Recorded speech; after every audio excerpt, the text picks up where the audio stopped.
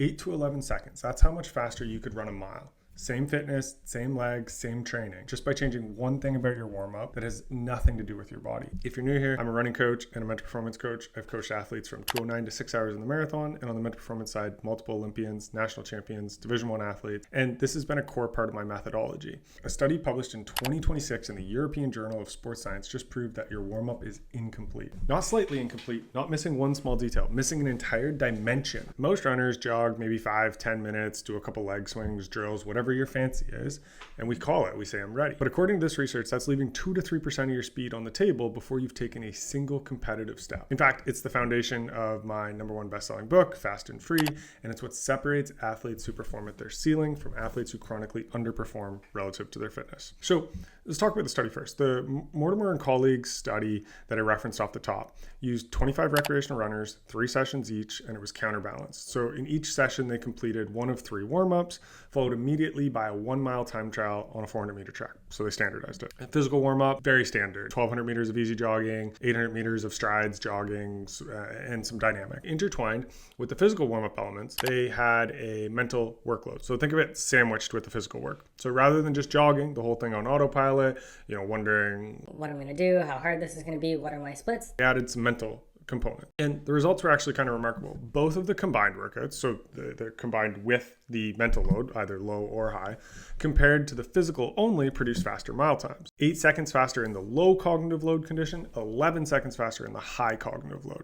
So it's 2 to 3% speed improvement. So 92% of the runners ran faster after the combined warm-up. On top of that, they also looked at some subjective measures, so higher readiness to perform, lower perceived exertion, lower average heart rate, and less perceived mental fatigue were all captured by the researchers in this study. So same fitness, same track, same distance. The only variable was that the mind was deliberately engaged during the warm-up. And so let's look at some of the practical pieces, because when I first read this paper, the question I had was, what are they doing, and can we apply this to everyday runners outside of the lab setting? My understanding is that a lot of these tasks are standard in cognitive load testing. I'm not all that familiar with them, but if we break them down, the first was the color shape task. So it's a task switching exercise where you rapidly alternate between identifying colors and shapes.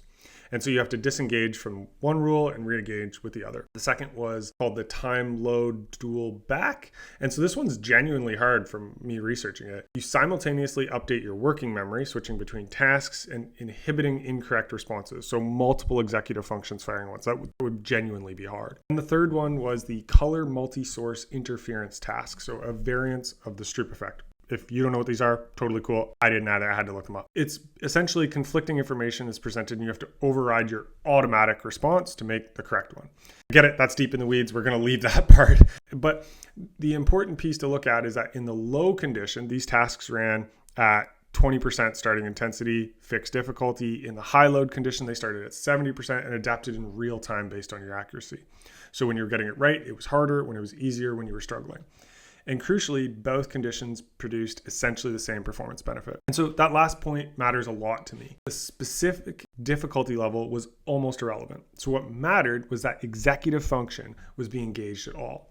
The brain was being asked to switch, inhibit, update, decide, and priming carried directly to the psychological performance that followed. Okay, now that I've read all the important pieces of the study, let's talk about this. What's happening if we kind of look under the hood? A few mechanisms that the researchers pointed at, and I tend to agree with, was that there was some anxiety reduction. So the cognitive engagement would suppress sympathetic arousal, the nervous system that activates the drive of pre-race anxiety. And that's going to help you burn energy before every step. And lower anxiety mapped directly onto lower average heart rate during the effort.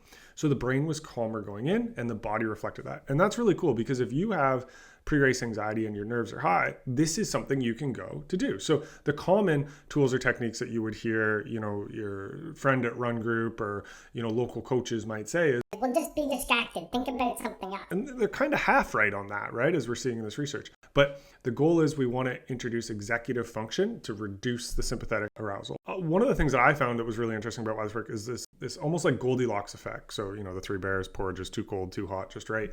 And it's a principle that shows up across multiple studies in this space in particular. Short targeted tasks improved performance. Long drawn out cognitive loading impaired it. So 12 minutes of 3 minutes intervals seem to be the sweet spot to engage the mind but not exhaust it for this. And the fourth one is the one that I'm most interested in, this idea of flow state induction. So the belief is that brief, well-matched cognitive challenges with physical activity might create the conditions for flow state, where attention narrows and performance peaks. You hear researchers, commentators, coaches, people like Steve Magnus and others talk about this. Okay, let's talk about how we take it from the lab to application. If we make this practical pivot here, and I think we should because the research is really compelling. What I think if we extrapolate out of the research and we go from research to applied science, this is what it's telling us. Engaging executive function during your warm-up primes your brain for performance. Simply, that's it. So task switching, response inhibition, decision-making under pressure, these are cognitive signatures of a mentally ready athlete. I think there's a more powerful way to engage those systems. One that's built for the context that you're actually in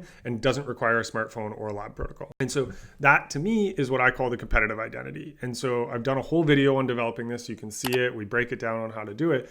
Essentially, your competitive identity is your internal answer to the question, who am I when I race? It's a specific and deliberate constructed mental state, a version of you that you've built, rehearsed, and can access on demand.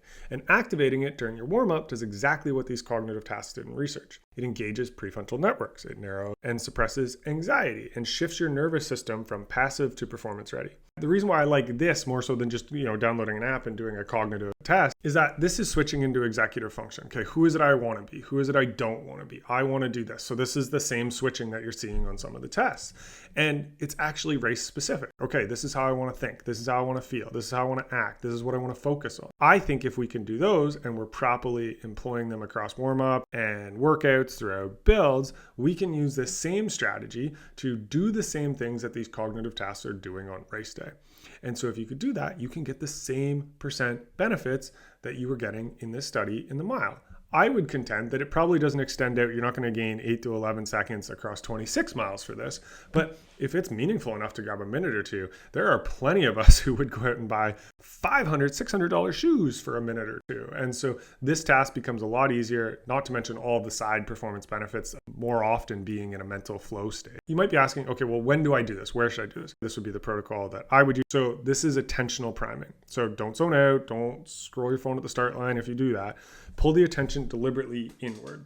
Breathing, foot strike, posture, narrowing focus into the external noise of the environment, into the present moment and the task ahead. And so this is your low-level cognitive engagement. Simple, but purposeful. Between your jog, your strides, maybe you got a bathroom break in there, let's be honest. This is where I want you to input your competitive identity. This is your brief, deliberate check-in. It's not lengthy meditation. There's way too much noise around for most of us to meditate. It's, 30 seconds to 2 minutes maximum. Okay. How do I want to think today? How do I want to feel? How do I want to focus? What actions am I taking? Okay, what do I not want to be? Remember, this is your best version of self and worst version of self that we're looking at. And so you're retrieving that mental state that you've already built if you've practiced this along the way. You're stepping into a role you know. And this is where executive function fires. You're making a deliberate cognitive shift here, inhibiting the passive pre-race mental noise of everything that's going on and what if. And we're moving it into a performance-oriented state. So if you like to do strides or drills, you can add it again there. So let that identity anchor, that competitive identity, that best version of self, anchor in the movement you're doing. Now what we're doing is we're getting the physical and mental warm-ups together. We're intertwining them so they end up being beneficial for us. Again, you don't have to change anything in your physical warm-up. You don't have to change anything in your mileage. You don't have to change anything in your workouts. All of this stays exactly as it was. What you're layering on top here is deliberate mental engagement between those physical elements, mirroring exactly what the research protocol did, just with a framework that's more meaningful to you as a runner. Not arbitrary cognitive tasks on a screen or on an app, but something that you can actually use as a runner to help you get better. So your physical warm-up gets your legs ready, your mental warm-up gets your brain ready. If you want to build your competitive identity properly, and I mean actually really build it in a way that holds up under race pressure, video is linked below. And if you really want the full mental performance framework, my book, Fast and Free, is in the description. It's available on Amazon. I love you being here. Train the mind, train the body. Don't leave either on the warm-up track. This is the perfect study to encapsulate why I do what I do on both sides, on the run coaching and the mental performance side. So hopefully you found this helpful. Take a look at the other videos on this channel, see if there's anything else that's helpful for you. And as always, leave a comment. I actually engage with you. I don't just say leave a comment for the sake of leaving a comment. I'd love to engage with you, find out what you're doing, see how I can help. Until then, happy training.